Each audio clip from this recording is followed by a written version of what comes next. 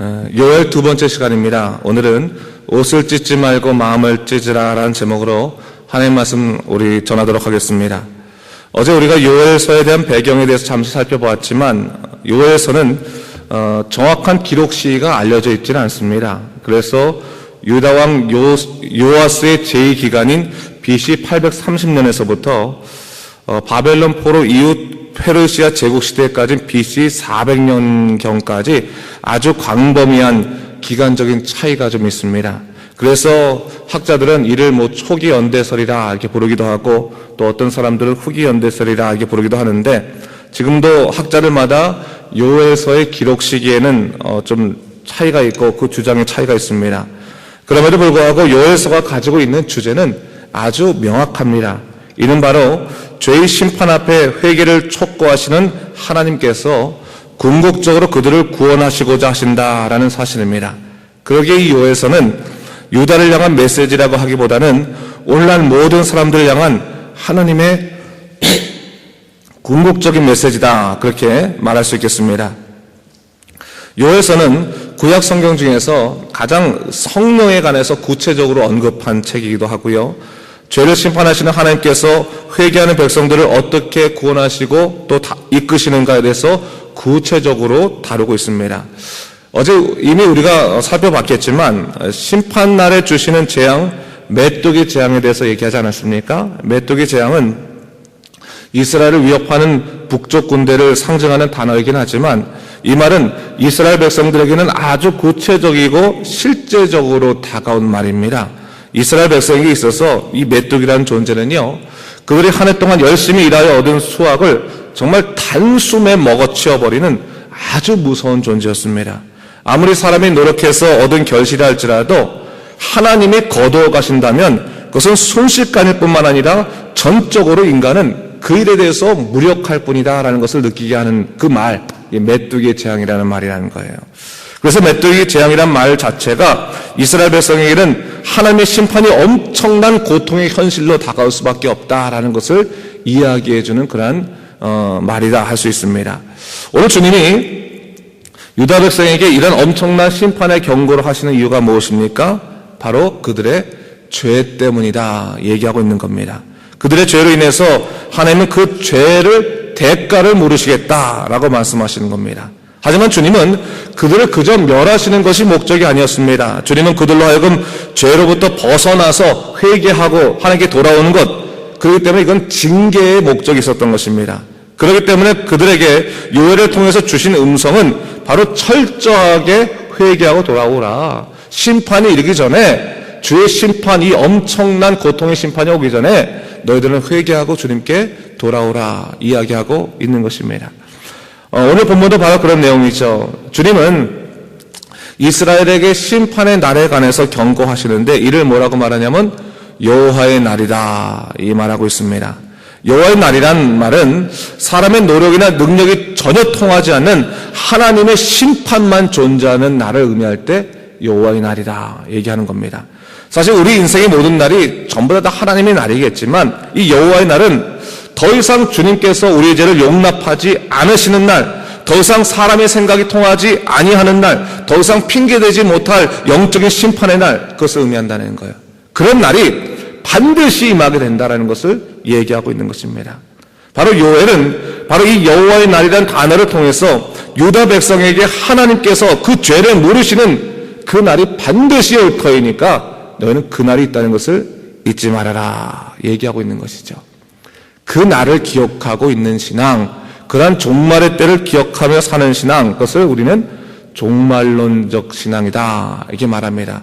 이 종말론적 신앙이라고 하는 것은요, 단순하게 몇 년, 몇 월, 며칠에 지구가 멸망한다라고 말하는 그 시한부 종말론을 말하는 것이 아니라 하나님께서 우리의 죄를 물으시는 심판의 날이 있음을 기억하고 우리가 오늘날 그 심판을 기억하면서 오늘을 정직하고 바르게 하나님의 뜻에 맞게 살아가는 신앙을 바로 종말론적 신앙이라고 말하는 거예요.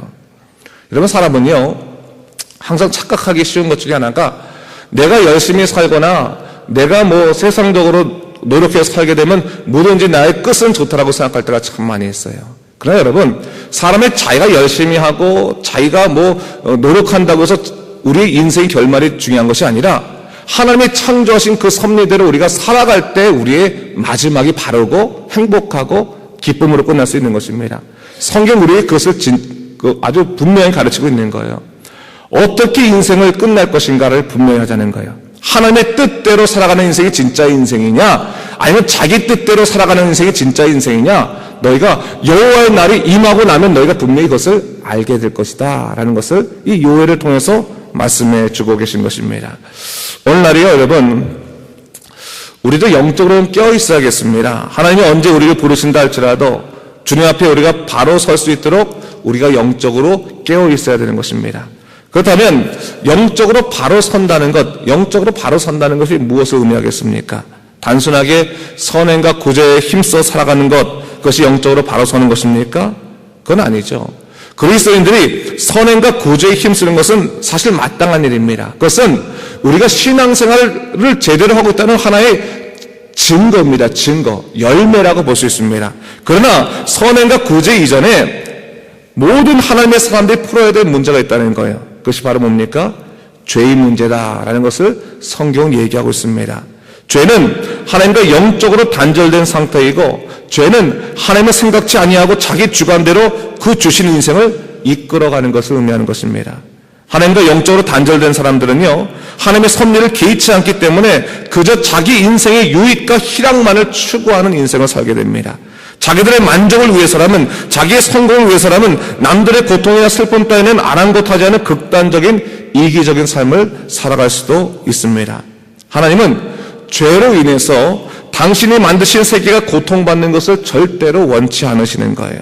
그래서 심판의 날인 여호와의 날을 통해서 모든 자들이 두려움으로 자기의 행위를 심판받는 그 날을 이루시겠다, 그것을 얘기하고 있는 겁니다. 오늘 본문 11절까지 내용이 다 그 여호와의 날의 참혹함을 얘기하고 있는 거예요. 사람의 생각이 통하지 않고 변명하지 못할 그 두려움의 날이 반드시 임하게 될 것이다 라고 얘기하고 있습니다. 하지만 주님의 궁극적인 뜻이 재앙에 있는 것은 아닙니다. 그러기에 주님은 그 여호와의 날의 참혹함을 요엘을 통해 전하면서 아울러서 그 여호와의 날이 이르기 전에 당신의 백성들이 해야 될 일, 하나님께서 원하시는 사람들이 벗어날 수 있는 길을 예비해 두셨다라는 것을 얘기하고 있는 것이죠. 그것이 오늘 본문 12절부터 13절까지 나와 있는데 한번 같이 한번 읽어볼까요? 본문 12절부터 13절까지 함께 읽겠습니다. 시작. 여호와의 말씀에 너희는 이제라도 금식하고 울며 애통하고 마음을 다하여 내게로 돌아오라 하셨나니 너희는 옷을 찢지 말고 마음을 찢고 너희 하나님 여호와께로 돌아올지어다. 그는 은혜로우시며 자비로우시며 노하기를 더디하시며 인내가 크시사 뜻을 돌이켜 재앙을 내리지 아니하시나니 했습니다. 너희 이제라도, 지금이라도 그 엄한 주님의 말씀을 너희가 깨닫는다면 너희는 아직까지 늦은 게 아니다. 자신을 위해서 애통하며 마음을 다하여 주께 돌아오라. 주님께 돌아오는 길은 오직 마음을 찢고 회개하는 길이다 라고 이야기하고 있습니다. 주님은 마지막 날이 오기 전에 회개할 것을 우리에게 요구하십니다. 주님을 위해서 무언가를 하라고 말씀하지 않으시고 너 이렇게 충성하라, 너 이것을 해야 된다, 그것을 말씀하지 않으시고 너희 자신을 위해서 슬피 울고 자복하고 애통하라, 그것이 너희가 내게 돌아오는 길이다, 그것을 얘기하고 있는 것이죠. 여러분, 회개는요, 자신의 악함을 철저히 깨닫고 오직 하나님만이 자신을 구원하실 분이심을 고백하는 하나님께서 우리 계신 영적인 도구라는 것을 알아야 되는 거예요. 우리가 진정으로 자신의 무익함을 슬퍼하며 고백하면 하나님께서 우리를 도우셔서 하나님만이 우리의 진정한 왕이심을 고백하게 만들어 주십니다. 근데 오늘 본문 13절에 보니까요, 말하되 옷을 찢지 말고 마음을 찢으라, 그렇게 얘기하고 있어요.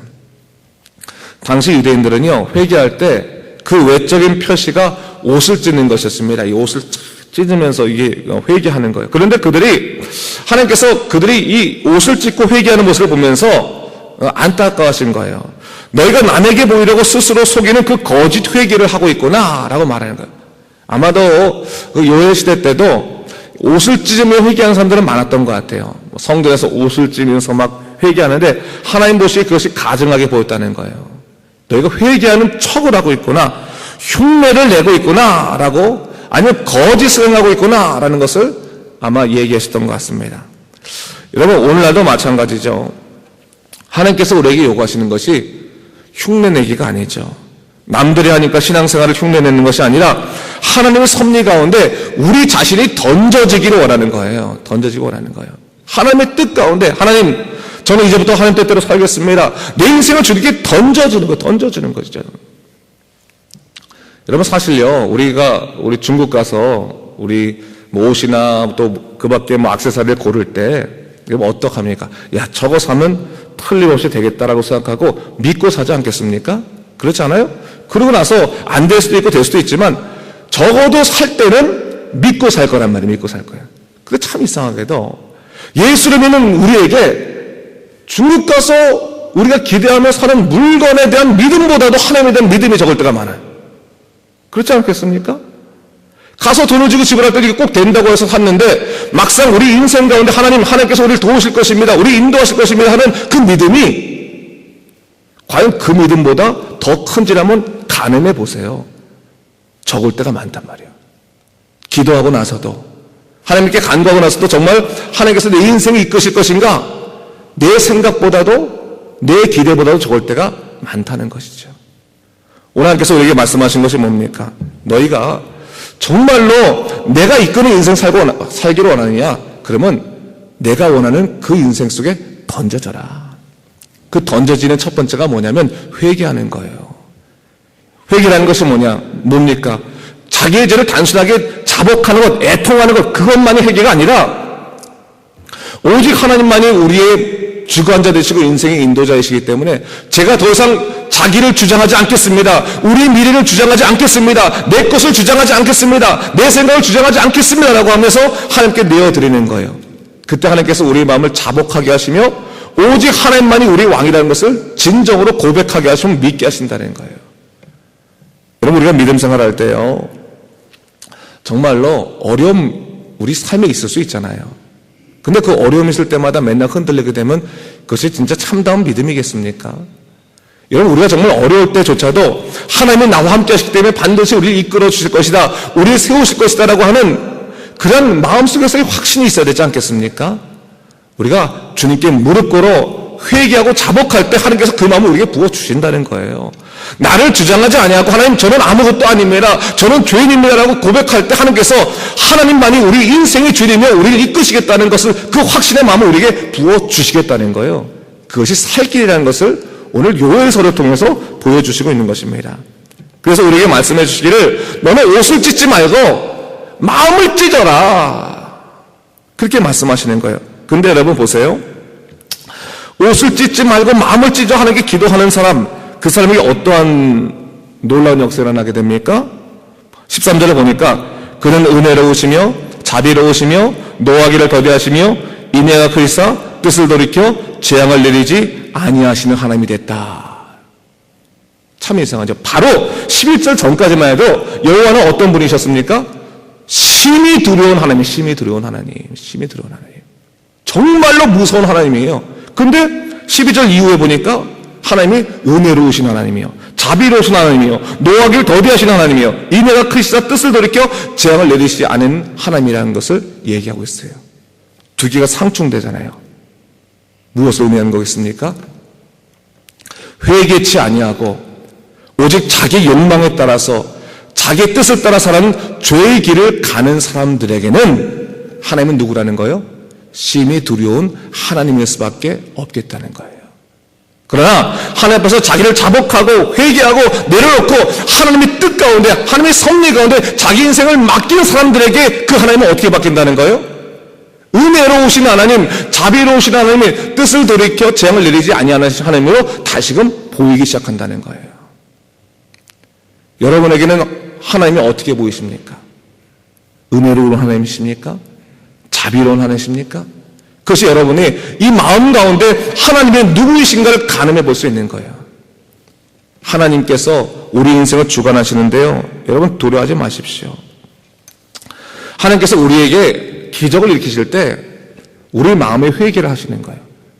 저는요, 첫 번째 회개가 단순하게 내가 많은 죄를 졌습니다라고 하는 것을 내 어떤 실범죄에 대한 회개가 먼저가 아니라요, 하나님과 내가 단절됨으로 인해서 내가 하나님 찾지 못했습니다. 하나님 뜻대로 살지 못하고 하나님 없이 방황했습니다라고 말하는 영적인 단절에 대한 회개가 첫 번째로 나올 거예요. 하나님 아니면 우리는 아무것도 아닙니다라고 하는 그 눈물의 회개가 나오기 시작할 때 하나님께서는 내가 생각지도 못했던 오랫동안의 죄를 다 자복하게 하시고 그것으로 말미암아 그 한 부분 한 부분까지 다 용서하시고 회복시키시는 놀라운 역사를 허락하시면서 우리로 하여금 오직 하나님만이 우리의 왕이라는 것을 고백하게 만들어 주신다는 사실입니다. 여러분, 그럴 때 우리 안에 자유함이 생기는 거예요. 여러분, 이 죄의 문제를 해결하지 못하면요, 항상 우리 안에 상황에 대한 두려움이 일어나게 됩니다. 여러분, 상황에 대한 두려움. 이 상황에 대한 두려움이라는 게 결국 뭐에 대한 두려움이냐면 죽음에 대한 두려움, 패망에 대한 두려움이거든요. 왜냐하면 우리가 열심히 살다가 망하게 되면 죽을 것 같으니까, 고통받을 것 같으니까, 고통과 또한 죽음에 대한 두려움은 이 상황에 대한 두려움이거든요. 근데 여러분, 정말 예수 안에서 회복되어 살아가게 되면요, 이 상황에 대한 두려움을 벗어나게 되는 거예요. 어렵다 할지라도 하나님께서 우리 마음에 평강을 주심으로 인해서 구원받은 우리가 오늘도 열심히 살아가겠습니다라고 오늘을 이끌으시고 하나님을 바라보게 되는 거지, 상황에 대한 두려움에 우리가 넘어지지 않게 되는 것입니다. 여러분, 믿음 생활할 때 하나님이 우리를 부르셨어요. 그렇다면 여러분 분명히 잊지 마십시오. 하나님 편에부터 얻는 그 놀라운 약속과 축복이 있는 거예요. 그 축복을 누리며 살아갈 수 있는 것이 우리 믿는 자들의 또한 권리 중에 하나인 것입니다. 놓지 말아야 되는 거예요. 오늘 보면 15절을 보니까요, 뭐라고 말하고 있냐면요, 하나님께서 요엘에게 뭐라고 말합니까? 너희는 시온에서 나팔을 불어 거룩한 금식일을 정하고 성회를 소집하라 라고 말했어요. 이 말이 뭐겠습니까? 자, 이것이 하나님의 뜻이다. 회개하고 자복하게 되면 하나님께서 너희 눈에 은혜로우시고 자비로우신 하나님이 되신다, 그렇게 보이신다. 그걸 알리기 위해서 어떻게 하라는 거예요? 시온에서 나팔을 불어 거룩한 금식일을 정하고 성회를 소집하라는 거예요. 함께 모여서 회개하자, 자복하자, 기도하자. 그러면 하나님의 놀라운 역사가 너희 눈에 보여지게 될 거다. 그것을 얘기하고 있는 거예요. 그거는 진짜다. 진짜다. 여러분, 우리가요, 회개라는 말 할 때, 내가 무슨 그런 죄를 많이 졌다고 자꾸 회개라는 말 하나. 나 그래도 정직하게 살아왔는데, 나 그래도 열심히 남들 위하며 살아왔는데, 그렇게 말할 수도 있어요. 근데 여러분, 이 회개라는 게 참 중요한 게 뭐냐면요, 사람이 하나님께 이 회개 문제를, 그러니까 죄의 문제를 해결받지 아니하고 믿음 생활하면요, 항상 어떠한 마음이 들어가냐면 자기가 평상시에 했던 그러한 선행에 대한 것들이 자기를 합리화시키는 거예요. 그러니까 예를 들어서 우리가 예수 믿게 되면 남들 돕잖아요. 안 도울 수 있겠습니까? 교회 어떤 일에 돕기도 하고, 가난한 사람 돕기도 하고, 내가 예수 믿어서 남들 참아주기도 하고, 또 뭐 여러 가지로 도움을 많이 줄 거 아니겠습니까? 그럴 때 어떠한 이 문제에 딱 닥쳤을 때 하나님께 말할 때, 하나님, 내가 그래도 열심히 살아왔잖아요. 내가 남들 열심히 도와왔잖아요. 내가 열심히 충성 다해왔잖아요. 하나님 왜 저에게 이런 일 행하십니까? 이렇게 말할 수 있다는 거예요. 근데 정말로 죄의 문제가 해결돼서 죽음의 그 권세로부터 우리가 자유하게 되면 그 다음부터는 그런 말이 나오지 않고, 하나님, 내가 이런 순간까지도 하나님께서 나를 보살펴 주시고 인도하시는 것 감사드립니다. 나를 죽음에서도 벗어나게 하셨는데 내가 오늘의 위기 앞에서 절대로 무너지지 않도록 인도해 주시옵소서. 기도의 내용이 바뀌어져 버리는 거예요. 자기를 주장하지 아니하고 온전히 하나님의 능력 가운데 살아가는 믿음의 사람이 될 수 있게 되는 것입니다. 바로 오늘 요엘이 그것을 알았기 때문에 하나님의 음성에 따라 이제 거룩한 금식일을 정하고 함께 성회를 소집하고 이제 기도하자라고 하는 것을 얘기하고 있는 것이죠. 자, 오늘 다시 한번 말씀을 생각하면서 여러분, 참된 회개, 옷을 찢으며 흉내내는 것이 아니라 마음을 찢어 주님께 나아가고 하나님의 놀라우신 은혜의 역사를 누리는 여러분 되시길 주님의 이름으로 축원합니다. 기도하겠습니다. 주 하나님 아버지, 감사합니다. 하나님께서 우리를 사랑하시고 인도하시고 주관하여 주셨습니다. 믿음 가운데 살게 하셨습니다. 주 하나님 아버지, 우리를 지켜주시고 성령으로 인도하시사 우리로 하여금 하나님의 놀라신 역사를 누릴 수 있도록 인도하여 주시옵소서. 참된 회개를 통해 오직 하나님만이 우리의 모든 것 되신다는 고백할 수 있도록 인도하여 주시옵소서. 감사드리며 예수님 이름으로 기도드립니다. 아멘.